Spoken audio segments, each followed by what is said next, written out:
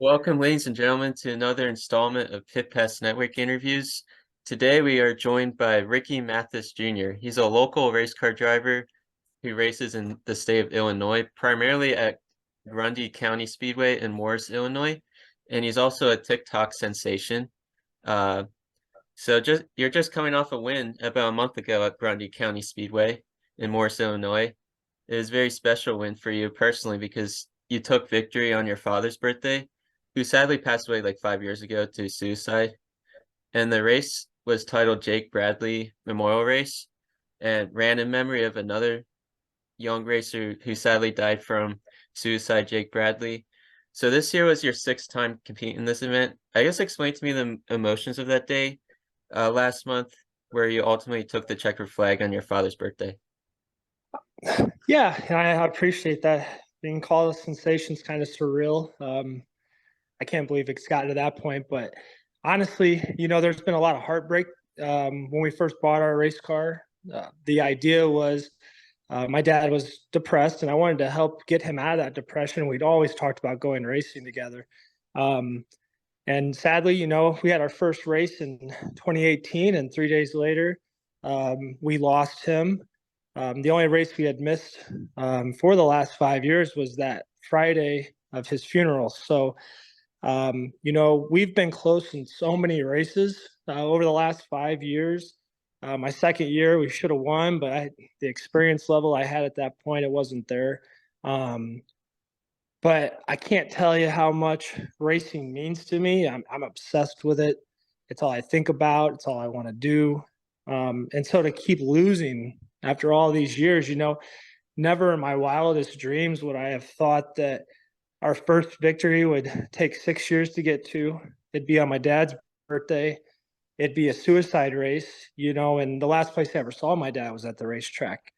And so to me, it's surreal that all those things added up to the greatest release of my life. It was one of the best feelings I've ever had. I don't know how I'll ever match that because you start to think maybe you're not meant to race, maybe you won't win.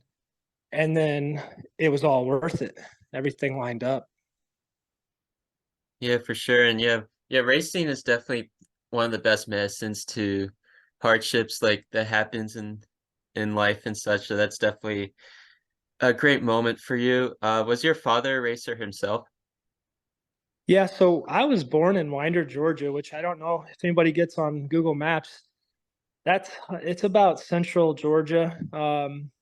We used to go to Winder Barrow Speedway in Lanier, and me and my dad didn't have much of a deeply rooted connection besides racing. He had a difficult childhood. He didn't really get taught that bonding that you see with parents and kids. But we did have this bond through racing, and it started way back in the 90s going to Lanier Raceway.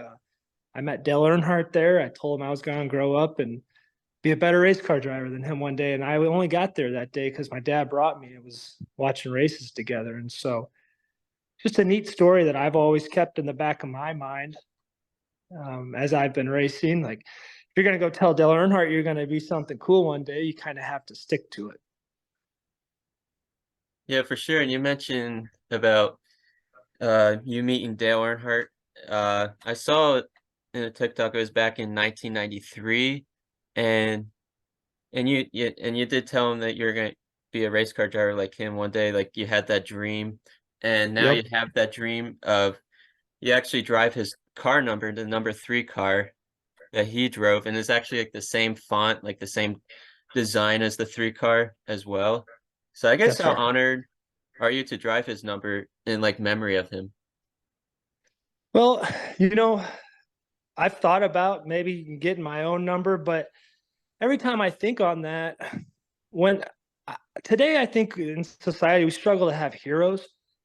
You look around and maybe it's because of TikToks and Twitter that you don't have this larger than life hero type of person that we used to have back then. But when he passed away, I didn't go to school for a week, and I just remember for about 6 months up until junior one at Daytona again, I was just really sad. Like I had lost somebody huge in my life. And I always said if I was gonna race, I couldn't think of a different number or anything that would mean as much to me, because a lot of my racing memories and what I wanted to be had to do with him. Um, and so it's definitely an honor.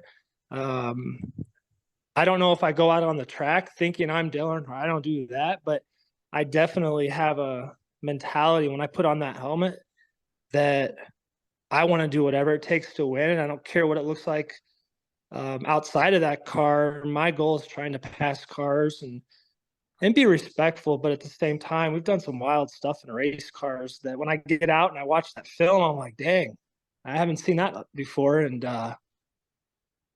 I'm thrilled about that because it's just fun to get in a car and do crazy things with it that people aren't used to seeing. Yeah, for sure.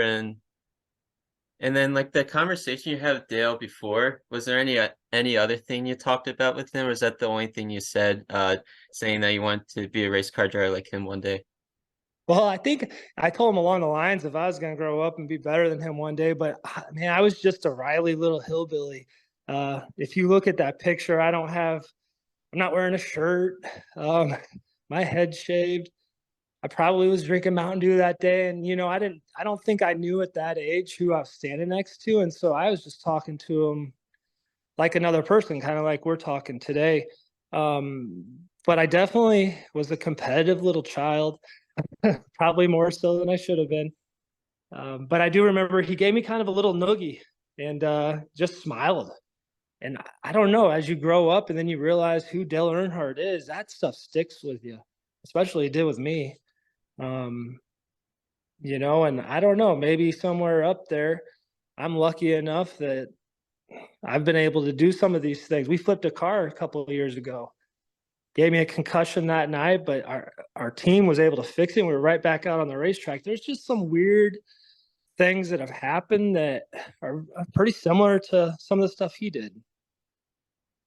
Yeah, for sure. And then his son, Dale Earnhardt Jr., you mentioned like that Daytona win he got like right a few months after he passed. And would you say that I guess it was a great way to still be connected with Earnhardt, like with so I'm assuming you're a fan of Dale Jr. growing up, so it's probably just great to still have like someone in the Earnhardt name related to Dale Sr. To watch growing up. And now there's still some Earnhardts, like there's Jeffrey Earnhardt in the Xfinity series. So would you say it's like a special thing to still have like the Earnhardt name like still out there? Yeah, it kind of it's another story that relates with my own father. That July 7th, 2001 race where he went back and won again. I remember we were camping in Lake Shelbyville in Illinois. We're watching on probably a little, I want to say a 16-inch TV out in the middle of a campground.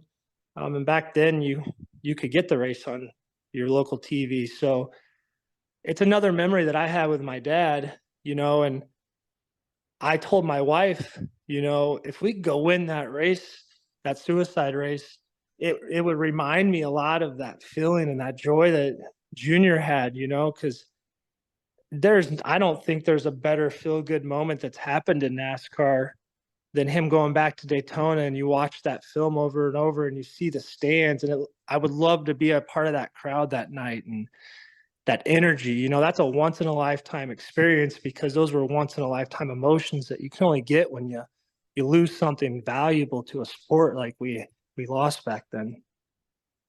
Yeah, for sure. That's a very powerful there, just like comparing to like your win and then Dale Jr.'s, like that's really powerful, just the magnitude of that win and stuff. And um do you have any siblings, and do they race as well? I've got a younger brother, but since my dad's passed away, he hasn't made it to a race. He doesn't race. He kind of the whole racing thing. Luckily, that was a bond that me and my dad had together. He didn't really have that with my younger brother, and I wish he'd come out and watch some more stuff, but unfortunately, he doesn't race, and it's really not something that he's involved in. Yeah, for sure. And then I guess other family members, Does it before you met your wife, was she into racing? No, sir. Not at all. So you got her in the racing blood, I guess, and Yeah, I getting gave into her it. the itch. She, when I first started racing, when I told her I was going to buy a race car, I don't think she realized what I was getting us into. I knew because if you look across the country and you look at racing, to be any good, you're going to ruffle feathers. And then not only that, you're also going to spend some money and you're going to put some stress on your family. And I've told her many times, I'm very, very grateful for some of the stresses that she's incurred. We had a little ruckus last year where I got wrecked on the last lap, and we were going through tech, and I got out and probably stepped over the lines of what I should have done, but we knocked a guy out, and the guy hasn't hit our race car anymore. But I don't think she was prepared for the repercussions that came from that, getting arrested and getting an attorney. Um, but it all worked itself out. Yeah, for sure. And then I guess as far as like car manufacturer, you race a Chevy currently right now. Is that the same manufacturer you started your racing career with? Yes, sir. That's very cool. So I guess going back to that race, the suicide race, honoring Jake Bradley, what would you say, I guess like walk me through that race and how you ultimately like where did you start or like what ultimately got Okay. you to the win? So you have to kind of go back to September the year before, and we were racing. We had a really good, fast, competitive car, and I should have won that night. But a driver got into me going into three, caused a big pile up, and it messed up the toe, so the car wasn't handling the rest of the way. And after that race got over, I was doing some soul searching, thinking, that was the fifth year, and I told myself going into that year, if I don't win this year, I just need to give up this dream. It's not worth it. I'm spending too much money. I'm getting in trouble. I just wasn't having fun. Um, and so I put my car up for sale and got real depressed. Started drinking, just getting to a bad place mentally because I've not. When I say I've spent my whole life wanting to be a race car driver and daydreaming about it, I don't know how many more people across the country you might talk to that it's a true thing. Like if I don't have racing, I don't feel like I'm living. And for whatever reason, a couple things happened. One day, I had this little jar that was called the racing fund jar. I opened it up to put $1 in it, and I noticed there was a $20 bill in it. And my daughter had done that. And that was right when I was trying to sell my car. And it just struck me as, I got my little girl, she's 9, and she's showing belief in me. I should not give up yet. I should at least try to see if I can't do this one more year and try to find a cheaper way to do it. And so I called up a buddy who's related to some racing royalty. I don't know if you guys know the name Larry Schuler. He's a short track legend here in the Midwest. And so his nephew, Tristan Batson, he is my crew chief now. And so we made a deal where he would race a race and I'd race a race. We'd flip flop. Well, he got the first race of the season. The brakes were all screwed up from previous year. He got that right. But going into that night, I didn't think, as a race car driver, you don't want to ever say you don't think you can't win. I don't think winning was at the top of my mind, because we hadn't raced for over a year. I think what was at the top of my mind is go out, race hard, and be able to kind of get some good momentum for later on in the season to where we can get to that place where we can finally get that win. But we went out, we qualified, and the invert, we got the pole. And then I want to say, as soon as I saw we were on the pole, that's when it hit me. Like, if you can get out there, you can race a good, clean race. This is possible now. And with 3 laps to go in the race, a caution came out. And when I look back, as a race car driver, you're always thinking, what's going to go wrong? It was with 3 to go, and I was like, oh, here it is. This is we've led the whole race. This is the part where everything's going to go bad, because it's always happened. But for some reason, the other side of my mind said, no, not this time. You can do something special here. This can be that moment that changes everything around, and it's in my control. And I remember starting to get teared up with a lap to go, and it even talking about it now gets me in my emotions because it's a feeling you can't buy. It's something that I never expected, and the meaning behind it because of all the things that had to add up, it's just incredible. And I I I don't know, I kind of went numb when we went past the finish line because if you're a little boy dreaming about what your first win's going to be like, I just can't think of any other situation where it would have that much meaning. Yeah, for sure. That's a really like touching story there. Like the just probably just like the like the drive and just the perseverance you had to go through for so many years to get to the point of finally checking off that box and winning, nonetheless on your father's birthday, and what the event is about too is about suicide awareness and stuff. So that must be really cool for you that day. And you mentioned about your daughter, and she's 9 years old. Has she shown any interest in racing one day? Yeah, you know how when you go to school and in third, fourth grade, they have you fill out what you want to be when you grow up. All around our house, we got pictures of little race cars with number threes on them that she's drawn, and she'll come home and whenever they're writing stories at school or it's always I want to grow up and be a race car driver. Or this weekend, I watched my daddy race, and as a dad, I think it's important that we want our kids to look up to us, and it makes me very proud because I look around and I see the things that my kids are doing and saying, and I'm glad that they're looking up to me because one day I won't be here, and I hope that they're chasing their dreams too, and they saw the struggle and the pain and the hard times where I think I was wanting to give up and then I never did, and so I think I taught them a life lesson that isn't so much black and white. It is like a life lesson in perseverance. Yeah, for sure. That's very cool. And I guess now I guess what kind of clicked in your head, like in your childhood? I know you had that conversation with Dale before, and but I guess what clicked in your head that you want to become a race car driver? Um, I think I was just born with it. I really do. I think there was something that was in my DNA because I always got in trouble in school. My parents were always having to come in and talk to the principal about being too competitive out on the playground, or Ricky's not being nice to the other kids because he's trying too hard in PE. And I don't know why that is. I just always wanted to, anything I was doing, I want to win, still do.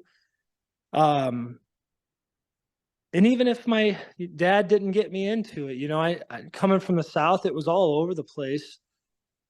It's just something. I've got a story I wrote in third grade about being a race car driver. I still have that. It's by some of our trophies. Uh, but that was back then. I didn't get to race back then. We just got to go watch races. I just wanted to grow up, and so bad I wanted to grow up, be a race car driver, and have people up in the stands cheering and just doing stuff that, when I'm sitting in the stands, I want to see someone cause a ruckus, not just go around in circles. I think any racing fan longs to see some of that drama, some of that wild behavior behind the wheel. And in the car, I don't even think about it. I just do it. And then I get out of the car and I watch replays of the film and I see the stands. People are standing up, they're hooting and hollering. And that makes me happy. That makes me very happy. It makes me feel like I'm fulfilling a life purpose, being a race car driver and giving something for people to watch and have fun with. Yeah, for sure. And I guess during your childhood as well, you said earlier you grew up in Georgia. Were there any specific racetracks or races you remember watching as a kid? Yeah, I remember going to Winder Barrow Speedway. It's a little dirt track in the deep south. Um, and they drove hard out there. And not only did they drive hard, they got in fights and stuff, and they have a lot of passion with their racing. I remember going to Lanier. At Lanier, I met Dale Earnhardt, Bobby Allison, Richard Petty, Bill Elliott. You know, back in the '90s, these guys that were superstars, they were just coming to the racetrack and sitting out there in a lawn chair and signing autographs for fans. It's not like I don't think you'd see that today, but I think being able to meet those people at a young age and just getting this sense of these are just like regular people who have a God-given talent, and they're heroes to a lot of people. And I just really looked up to that, and it made me feel like, hey, I want to do that one day. If I could do what they're doing, man, wouldn't that be something awesome? And I just always held on to that. Yeah, for sure. Yeah, definitely a lot of inspirations there from a lot of drivers. Like you mentioned Bobby Allison, Richard Petty, Dale Earnhardt. So that must have been really cool as a kid just to just have like casual conversation with like those were like the best in the business back in the day too. Yeah, I don't, it's one of those things where it's time tested to where you got to grow up and then you realize the impact that those guys had on the sport. And I think it's a good, it allows you to reflect on staying humble no matter what, too, because they didn't act as though they were on top of the world. They acted no different than me and you talking today. They acted just like regular people. But, I think today's world, you get some people that they get famous and they become very full of themselves, kind of stick their nose up to people. The great NASCAR drivers of back then, they did a really good job of teaching anybody looking up to them that you can be humble about your success, because they were always humble. Now, I don't remember any of them acting as though they were too good for that moment and they had a better place to be. Yeah, for sure. And yeah, that's I guess that taught them like taught you a lot about you, like helped you with how to handle yourself, I guess, as a race car driver now and like that humbleness. Yeah, I think that's so important because what are we if we walk around thinking that we're better than others? I just want to drive race cars fast and give something that people really enjoy to watch. And before I die, I hope to be doing it at a higher level.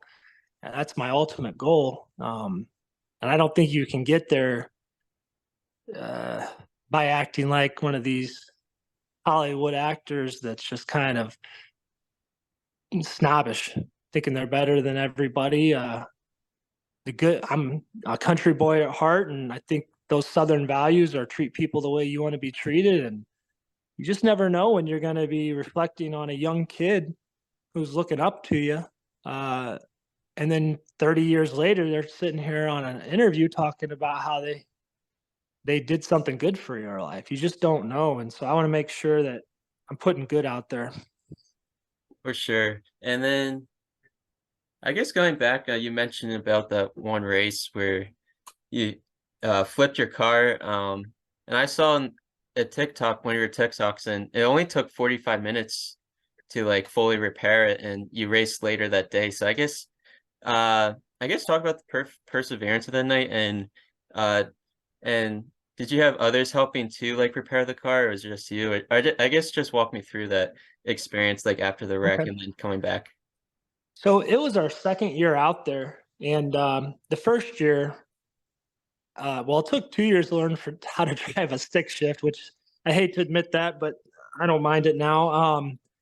And I was getting fast, competitive. And I don't think that was very well receptive at the time, just because, you know, I come out and I'm getting decent, and we're starting to compete. And you've got some guys that have been doing it for 20 years. They expect to be driven. I think some of those guys expected to just, since they've got more time, you just have to let them pass you, or you shouldn't race them hard. And again, that goes back to being a kid. And my mindset has never been one that it's just sit back and let someone else who maybe has that seniority take it. I want to go out there and take it day one. So just by racing people hard, I started to ruffle feathers. And so in my second year, there was a guy who um, we'd never had any altercations before, but I'd almost beat him in a race previously. I think he was a little bit embarrassed, to be honest with you, because you got a guy 2 years racing, and he almost got beat. But um, I took him three wide, and I was on the middle, and he was on the outside. I left him enough. He had a lane, but he didn't care for how close it got because it put him close to the wall. But he goes into the turn one, and he right rears me, and I remember uh, thinking, "Oh man, this is gonna hurt," because we're carrying a lot of speed into that. I think we're carrying about 85 miles an hour, and I knew where the car got moved, and I was gonna hit driver's side, and luckily enough, the way that wall is bent, it was a hard impact on the side, but it also lifted up at the same time. So my head hit my headrest in the car. It gave me a concussion and flipped over. And I mean, fortunately, it broke some stuff. It broke a shock, and we had to repair the control arms. But the things that it messed up were things that are quick repairs on a car. The roll cage got bent. I mean, looking back, we probably shouldn't have raced it anymore because I got told once you bend the roll cage like that, it's very unsafe. If you roll it again, you've pretty much gotten rid of that stability that's supposed to be there. But the things that got broke, we had about 10 guys who went to work on that car as soon as it got in the pits. And it was just one of the craziest things I'd seen because I sat there watching and I was a little bit dazed and confused, and I'm just looking around and I see all these people coming together to help me. And it goes back to, I was still very new at that, and I was a new guy. And I remember feeling blessed that all these people were willing to come over and help me when some of them I hadn't known yet. And I think that was the first night at the racetrack that I realized, man, this is a group of people that, when your back's against the wall, they're over here busting their butts, and we're about to go do something special. And we got the car done just in time. They were waving the green flag, getting ready to start the race. And that's about the amount of time it took to get the car ready. Come to find out later, we didn't set the bar. There were a couple things in the car that we just didn't get to because we didn't have time, but we passed people in that race. And looking back, it's going to be one of those top memories, because I can say I flipped a race car and went back out and gave her hell. And that's really cool. For sure. Would you say that was probably one of the wildest moment of your racing career, or can you think of another time where you had a wild moment as well?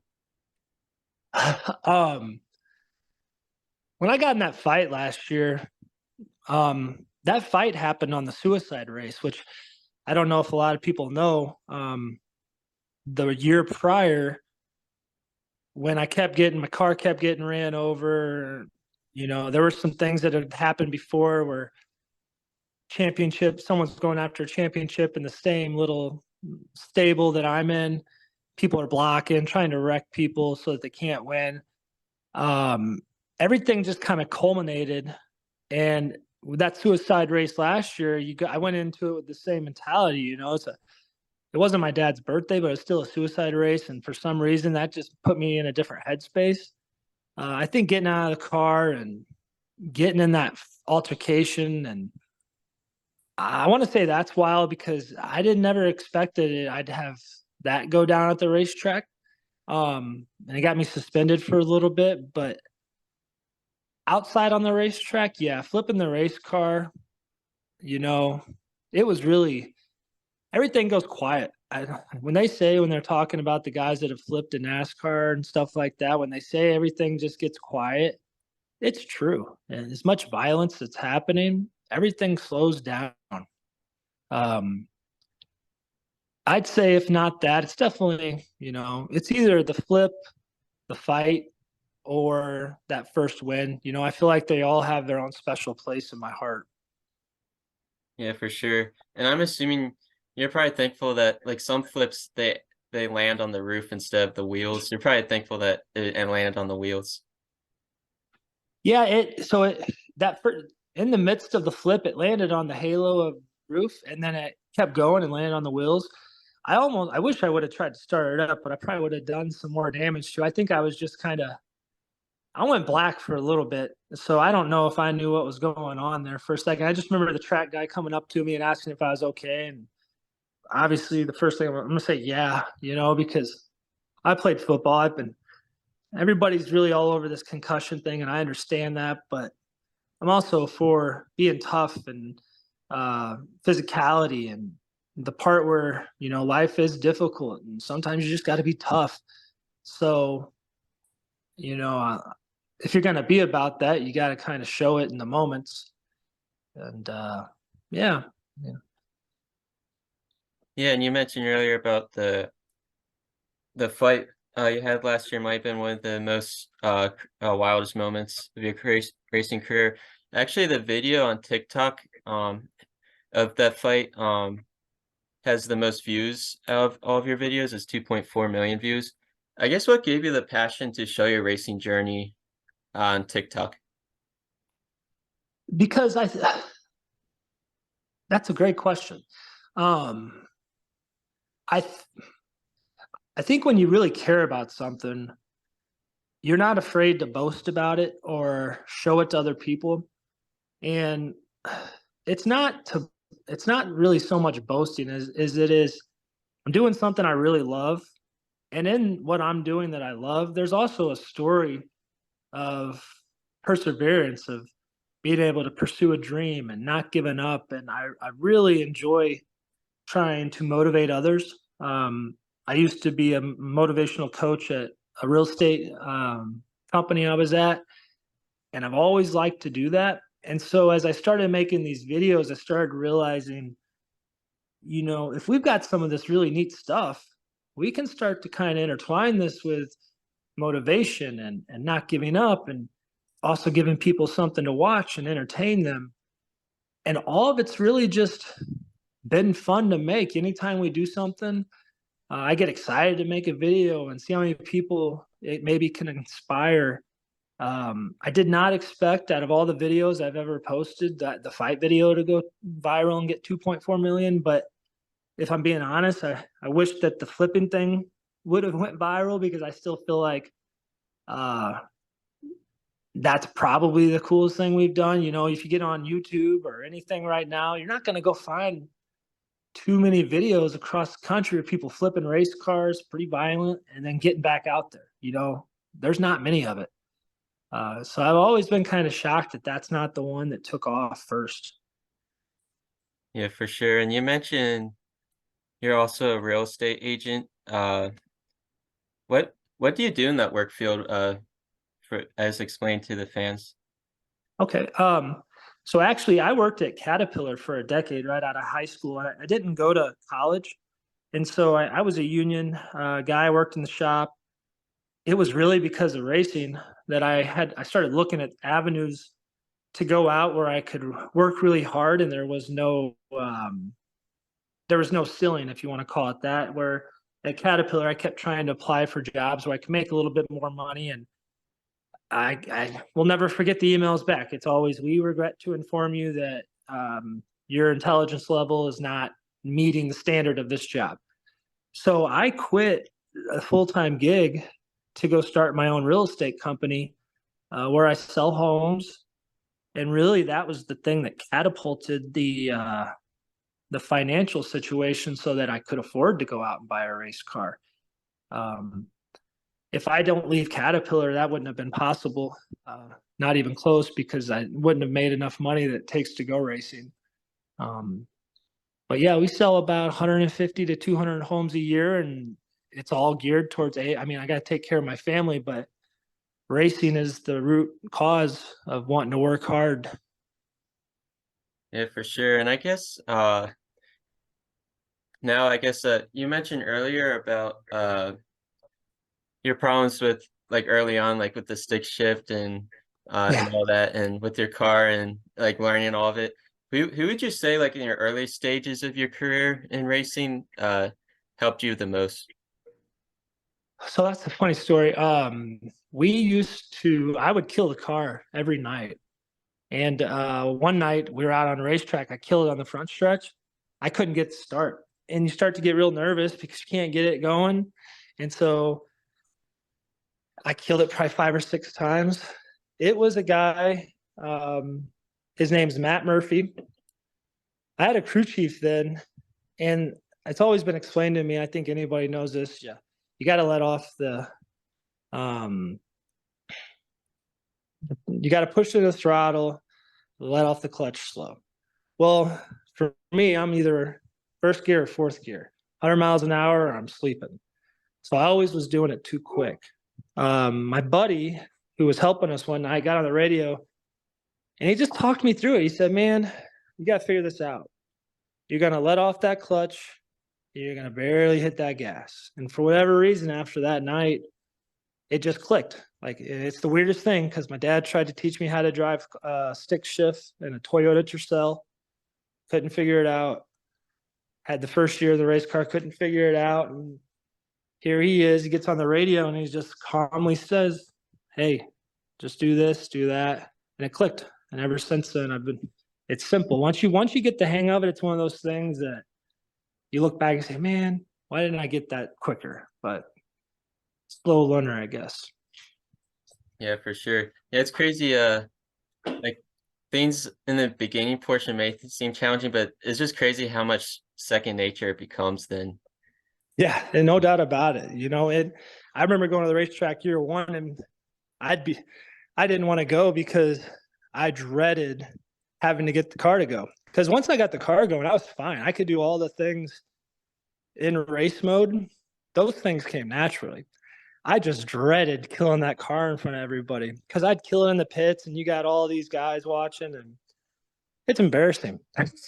But you got to look stupid sometimes to look whatever you want to call it, look great or cool down the road. You can't get to where you want to go without looking foolish. For sure. And then I also saw a lot of your TikToks show a lot of moments where you saved the car from spinning. So would say you have a knack of saving the car. So I guess how long did it take to develop that skill? And I guess how did you develop it? I think that's one of the things that goes back to when I said I just felt like I was born to be a race car driver. I've always had the ability to save the car. I think when those I don't know how to explain it, but when the car gets sideways, I can just sense. Been given a lot of hell. There's some of my videos you'll watch where my hands are completely off the wheel. I can just in that moment feel what the car's doing and what it's going to take to keep the car from spinning out. Um, it's like a sixth sense. And when the hands come off, that's like just an in that moment thing of I'm waiting and waiting for what needs to happen next because the hands just holding it, that's actually not going to fix it. Sometimes by letting the car do what it needs to for a split second, you're actually saving it too because it's the overreaction and slight turn to whichever way that guys will lose it. So there's a point, and again, it's hard to explain where that car gets to a place to where my brain tells me exactly what to do. Um, and I don't think I learned that. I think I just came to this planet Earth uh, with that ability. But I spent my whole life saying to myself, I'm going to be a race car driver. So maybe that's my brain saying, hey, if you've said this your whole life, so save this car. I'm not sure. Yeah, that's really cool. Their analogy there of how you developed that and how it just became like how you didn't even have to rely on anyone. You just did it, and that's really cool. And so I guess as far as your racing like in the turns, do you tend to uh go into go hard on entry or slower entry? Um, it depends on who you ask. I've been told I overdrive the corner. I don't. It really depends. I think one of the things I did struggle with learning, and it's still a learning curve, is what is too much. Because when you're in a car and you're racing, you're always trying to just go fast. And it is very true. I think it was Mario Andretti that said it, where, um, what did he say? If you're racing, you're not going fast enough if you're not on the edge of wrecking. It's something like that. But I, I have a tendency of getting in a little too hard because I'm always flirting with that disaster zone of, what's fast enough. I think that's important. I stopped doing that, which I have over the last year, because you're just tearing up your tires, and in a long race, you can't kill your tires the first 5 laps. It was hard for me to learn patience. And you got to be patient in racing to a degree, but I definitely send it in the corner, especially if I got someone on my outside. There's just that competitive spirit in me that does not want to lift, but you have to, or you're not going to be any good. You're just going to tear up your stuff and tear up everyone else's stuff. Yeah, for sure. And you touched on patience. What how long are your races usually? How many laps or miles or such? They usually go from 25 to 35. I've begged to try to get races to go longer, but I think it's a cost thing. A lot of this is, I hate when people call this a hobby because, I just can't. When I think of a hobby, I think of slow pitch softball or playing chess. To me, this is my life. But there's a cost to long races. I wish they were a lot longer, but they'll go on average 25 to 35 laps. But we have heat races at the beginning of the night. Those are usually 8 laps. Not enough, in my opinion. I would love nothing more to be racing 200 laps, 500 laps. That's my goal. I would love one day to do a short track race with 400 laps, because at the end, it's going to hurt. And I really want to experience that. Yeah, it's sort of like a marathon somewhat, Yes. with that. And I saw a lot of your videos were like held on TikToks like held in Grundy County Speedway. Uh, have you experienced other racetracks as well? No, because I always told the guys I was racing with, the people who were helping me, that I don't feel as though I deserve to go anywhere else until I've won at Grundy. Um, and now that we've done that, I would love to go out and check out some other places. But if you ask anybody familiar with the real estate market, things have slowed down. So really, we got to try to get some sponsors. If we get some sponsors and start traveling across the country, there's no doubt in my mind that we can be successful. But racing's a hard thing to get into right now. It's very expensive.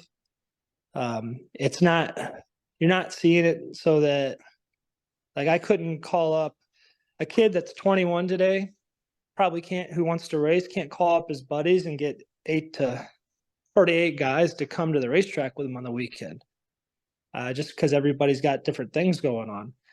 But it takes that. And then it takes a lot of money. And so the sport, for it to grow or even maintain where it's at today, it needs some help. It's a tough thing to get into. Yeah, for sure. And you mentioned that. Do you think there's any like do you have any like recommendations you think can help with that? In terms of like just a regular kid who comes from a poor family being able to make it to the NASCAR. Yeah, I just feel like just building up as a young Yeah. kid and even because it's harder to get in racing nowadays. Yep. I think the solution to that is, when you look at the other sports of the world, whether it's basketball, baseball, um, hockey, the ability to get in those sports, the parents have to go out and they got to buy the equipment. But there are colleges, you could, if you are a poor kid out of Southern Georgia and you're really good at football and your mom and dad have no money, you can be so good that you're going to get recruited. There's going to be scouts, and then you're going to get fed into a feeder series. And for football, it's college.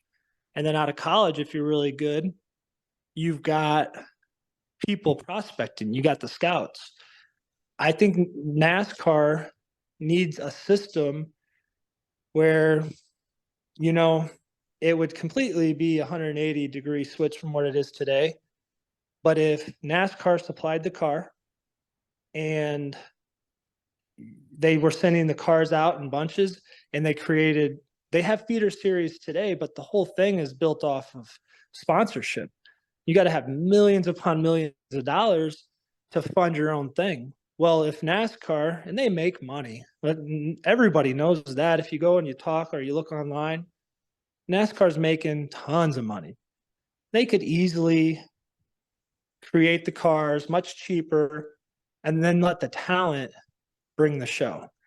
And if you make it to where it's much like NASCAR has scouts who scout talent, they're going to have to pick up the bill on the cars, but you're going to get to a place where that poor kid from Southern Georgia, who might be the best talent in the world at driving a race car, they have a chance now. Where today they don't have a chance, because they don't have the money for it. I think that sport is missing out on. I don't think the best talent at driving a race car is in NASCAR. I think it's in your local short tracks, guys who are gritty, they're tough, and they're way more talented than the people you can go watch on TV, but they don't have the money. And that's sad, because the person who loses in that is the viewer, the people watching it. Yeah, for sure. Those are definitely a lot of wise words there. And I guess now with as far as like car handling goes, if your car can't be completely neutral, do you prefer loose or tight? Loose definitely, because when it's tight, you can't really do anything. You're just kind of stuck in something slow. When it's loose, it's faster, and most times you can compensate with your talent with a loose car. Whereas if it's tight, it doesn't matter the talent level. You're slow on entry, you're slow in the middle, and all that momentum. You just don't have any momentum to come out of the corner. So I definitely would prefer a loose car. Yeah, for sure. And then we touched on how Grundy County Speedway is your racetrack you race on. Is it primarily under the lights races? Yeah, they do one or two events a year where it's during the middle of the day. And I think that there's something fun about going night racing. That I definitely prefer racing at nighttime, but we have done better during the day, which it's weird. I don't know why. The car doesn't change as much. Practice to race is pretty consistent during day, whereas nighttime racing, you're practicing in the heat of the day, and it's up here in Illinois, it might be, 90 degrees at start of practice, but then by the time the feature comes around, it's 75. So your track has changed a lot. So Yeah, for sure. And then I guess it's what would you say is your greatest strength and greatest weakness in racing? Um, well, I think it depends on how much I'm allowed to say. Growing up, my parents were both, and I love them to death. Hopefully, if my mom hears this, she doesn't take it wrong, but they were alcoholics. So it was a really tough lifestyle as a kid. So uh, I was I got my butt spanked, to say the least. That made me tough. And I think with racing, you have to be tough. You have to be tough on the inside of the car. You got to be tough on the outside of the car. Then you also have to. I wouldn't be racing if we didn't have the balls to actually do something we're not good at for a while. Um, so many people get held back from doing something great because they're scared of looking bad or not succeeding. And to not succeed is embarrassing. It sucks. It's not fun. But if you're tough and your mindset is, I'm going to get through this, and you understand that that's actually building you up for something better, for when you get better, um, that's very important. And there's been a lot of things, a lot of mean things said. I got told I should quit, and I was no good. I mean, I got told a lot of terrible things that I think if I would have been weak minded, I would have let that get to me a lot more. But having gone through a tough childhood, I I didn't get affected by it. I think the toughest things I saw as a uh, 7, 8, 9, 10, 11-year-old boy. As a man, everything else has been pretty easy compared to that. Yeah, for sure. And I guess your time as a race car driver since 2017, I believe. What valuable characteristic do you think you developed the most during that time period? Perseverance, to not give up. Now that we've succeeded and got to what we initially started to do, and it took 6 years, um, I feel like I've done something now that even though I wanted to quit, I didn't, because I just kept telling myself something good will come. We will win, and one day it won't be about, oh man, I can't wait till we win that first one. It'll be more about that guy's won a lot of them, and you got to get that first one first, because until you get the first one, you kind of just you doubt yourself a little bit. You start to wonder if it's possible.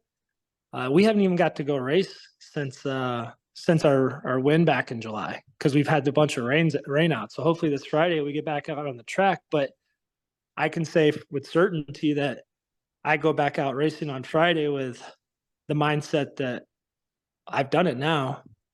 There's nothing that says I can't do it again. That's a mindset you can't have when you haven't done it yet. Yeah, for sure. And your answer with perseverance reminds me a little bit of Chase Elliott, because you mentioned that when you finally get that first win, Chase Elliott took his rookie year is 2016. He didn't win until 2018, and then he won two more races that same season. So I Yep. guess just winning that first race, but then going on to win more, definitely great there. Yeah, it takes down it's a mental barrier. Um, and if you think about it, how many race interviews do you hear where the driver, last couple laps to go, they're waiting for something to happen? I think as a race car driver, you definitely start to feel as though, you know, look at who is it? Chase Elliott this year. If you watched the race yesterday, or maybe it was the day before where he actually wrecked, he was very dejected, and he said you could add that to the list of problems we had this year. His mind is in a place right now where it's what's next, what bad thing is going to happen next. And when you get to that place, it's not good, because if you're just expecting bad things to happen, they usually do happen. And when you're expecting good things to happen, they usually do happen. So I think maybe some he can get with a coach who could tell him that, because he seems a little dejected on a season right now, but he's had a rough season. Yeah, for sure. And I guess we're talking about current Cup drivers. I guess which Cup driver do you like look up to the most? Like you mentioned earlier that like with racers, like it's hard to build up because it's a lot of it's with money. But who would you say has been you've been keeping an eye on that you think, wow, this guy's gone through a lot and now is up here in the top Well, series of NASCAR? I was loving everything about Ross Chastain. Um, whatever they said to him, man, I think that it's terrible that they've got him racing a little bit more respectful right now, because Ross Chastain is the type of race car driver NASCAR needs to just disrupt everything, to absolutely go out there with not reckless abandon, because he's obviously talented, he can win, but to just go out there and drive a race car hard. And then on the flip side of that, I really respect Kyle Busch, but more so on the other front side of his career, the brash behavior. I think racing has to have that type of personality that just goes against everything that it's always meant to be, you know? Without that, you're taking kind of the fabric of racing away, because when you think back on racing, there's always that personality who makes people upset, drives them hard, doesn't care what people say. That is, you got to have that. And if NASCAR had about 5 or 6 of those people right now, and it's got some of it, I think Denny Hamlin, he's kind of pushing against the mold. Bubba Wallace, he's doing his thing. You got some of these guys that are kind of making the fan base mad. But really, if you look at it, Ross Chastain's the only guy who was consistently racing people hard and willing to do things like full throttle on the wall, you know? So he reminded me of Dale Earnhardt passing in the grass, not the one with Bill Elliott at Charlotte, but a short track, or not the short, road course where he just drove right through the middle of the road course. That's a race car driver who wants it really bad. And I respect the hell out of that. Yeah, you bring up a lot of great points with that, just like with the yeah, I feel like NASCAR like nowadays is losing like some of the like grassroots like drivers that like the personality or like aggressiveness and stuff. So but what would you say we mentioned a lot about Dale earlier. What would you say his favorite was your favorite win of his? The Daytona 500 when he first won it, or back in '98, because I remember watching so many where he lost it, and it almost became, back in that time, that was the great story of racing. Dale Earnhardt can't win the Daytona 500. Dale Earnhardt, last lap, something crazy happens. It kind of became the legend of Dale Earnhardt before he passed away, that he had won all these races and couldn't win the big one. And then when he finally won the big one, it just cemented and kind of put away that story of, there's this curse on Dale Earnhardt to not ever be able to win the Daytona 500. But ultimately all wraps up into one giant legendary story of his that's going to last so many generations, because he ultimately lost his life at the Daytona 500. And his life and his story is just incredible. I think he's going to live a couple generations past his time because of that story. And it's just crazy when you think of the name Dale Earnhardt. We're still talking about him today. He's had this impact on people like me. And I don't think any of that would have been possible without things like not being able to win the 500 and then winning it and then losing his life. You got to have tragedy to have triumph. And his tragedy has made him a legend. Yeah, for sure. And it's crazy the magnitude of the Daytona 500. Like, I can name you like one notable driver that didn't win it, and now is retired, and is Tony Stewart. And I think he thinks about it, like every night, probably. Yeah, I think, he keeps himself so dang busy. I don't know. Tony Stewart deserves a lot of credit for everything he's got going on. But even with Stewart not winning it, it's hard to compare that he was ever at the level of Earnhardt. Although he had his 4 years, but then he kind of settled down. But I still liked his behavior. He was ruthless. Yeah, for sure. And then I guess going back to your childhood, did you try any other sports than racing?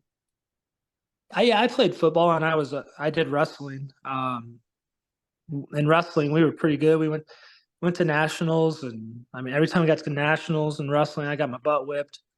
But here in the state of Illinois, we went state and got fourth place. And I had a lot of fun with wrestling. Wrestling reminds me a lot of racing because in the heat of the moment when you're playing the game, it's just kind of it's you. Football I loved, but I didn't have as much control in football. You got 10 other people you got to count on, and well, I played football at a school that we weren't very good. So Yeah, for sure. And you mentioned wrestling similar to racing. Kevin Harvick was a wrestler as well in high school. yep, I saw that they did a thing on him. I've always, I think that's wrestling probably is some of the reason why Harvick is tough like he is. He had to learn that in wrestling. Yeah, for sure. And then staying at the sports topic, do you enjoy watching any other sports than racing? Um, Not really, no. Especially since I started racing. I used to watch baseball. I could sit down, I'd watch 9 innings of baseball, but not I can't do it anymore. And I don't know why. I think it's now that I've done the racing thing and I know what's going on inside the car, it's just opened up this whole other um, insight to where I could sit and watch an entire race and not get bored because I just know all the other little ins and outs that they're going through. Um, I've tried to get into basketball, but I don't know. They just don't until the playoffs. I like watching March Madness because I like those kids really care. I think March Madness is probably, to answer your question, the one thing I will sit down and watch pretty religious because I'm playing March Madness in my brackets and those kids care.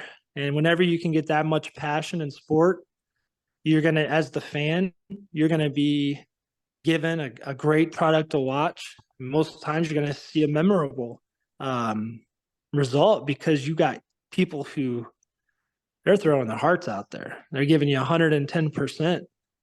And those are the best sporting moments, in my opinion. So I try to watch sports where people have a lot of heart put into it. Yeah, for sure. And then outside of racing and then your real estate job as well, what do you enjoy to do in your free time when you have it? Um, I like to go fishing and camping with my kids.